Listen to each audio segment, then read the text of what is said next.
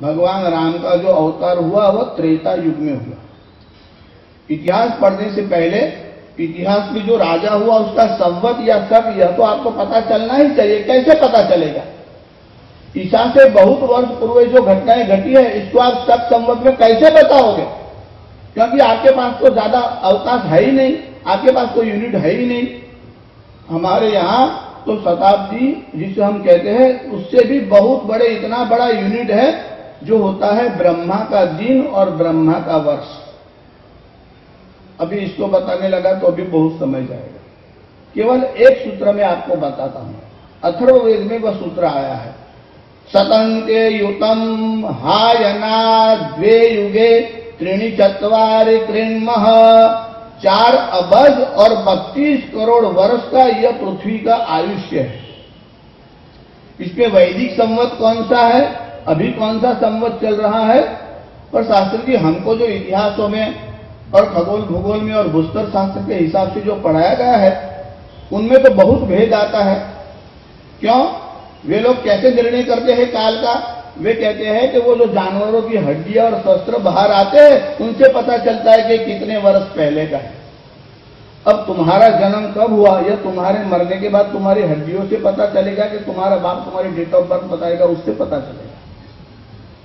क्योंकि इनका पहले अस्तित्व नहीं था, इनके यहाँ कोई लिटरेचर था ही नहीं, वो बताते कैसे? हमारे यहाँ तो ऋषियों ने पूरा का पूरा गणित करके रखा है काल गणना का।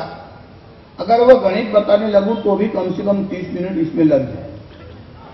मैंने आपको एक सूत्र बताया और इसके समर्थन में भगवत गीता का एक सूत्र बताता हूं कि भगवत गीता के 8वें अध्याय के 17वें श्लोक में भगवान श्री कृष्ण बताते हैं, यह जो 1000 महायुग होते हैं, सहस्र युग पर्यंतम अहर्यद ब्रह्मणो विदुहु, तब ब्रह्मा का एक दिन होता है। अब 1000 महायुग क्या है? इतिहास पढ़ने से पहले आपको यह सत संवत जानना आवश्यक है, इसलिए थोड़ा प्रकाश डाल रहा हूं। तो ये युग क्या है? तो हमारे यहाँ 4 युगों की व्यवस्था है। एक तो है सत्ययुग, फिर है त्रेता युग, फिर है द्वापर युग और फिर है कलयुग। अभी जो युगाब्द चलता है वह तो कलयुग का आरंभ हुआ, तब से ही आरंभ हुआ है।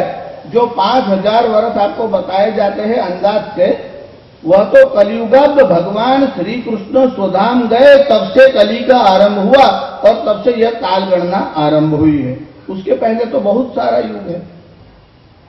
जो सत्ययुग का समय है, 4 कलयुग मिलाने से एक सत्ययुग होता है।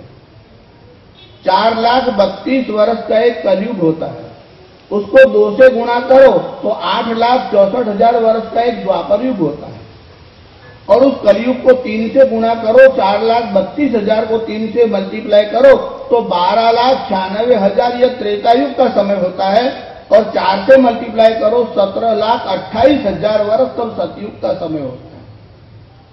इन चारों को आप टोटल कर लीजिए। अगर आपके पास कैलकुलेटर या फोन है, मोबाइल, तो आप इसमें गणित कर सकते हैं।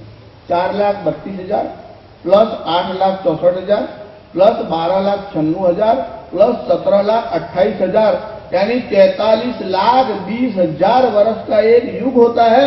और भगवान श्री कृष्ण कहते हैं सहस्र युग पर्यंतम, ऐसे 1000 महायुग हो जाए।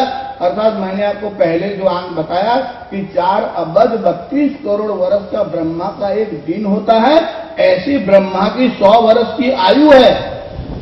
अब आपको थोड़ा बहुत सब संवत का पता चल सकता है कि ब्रह्मा का संवत क्या है, वैदिक संवत क्या है और कलियुगाब्द क्या है। तो हम आपको यह बता रहे थे कि इतिहास का आरंभ हेरोडोटस से नहीं हुआ, इससे पहले भगवान वेदव्यास जो कि इतिहास के पितामह है और great great grand father of history, यह तो वाल्मीकि है, यह तो पितामह नहीं, इतिहास के वृद्ध वृद्ध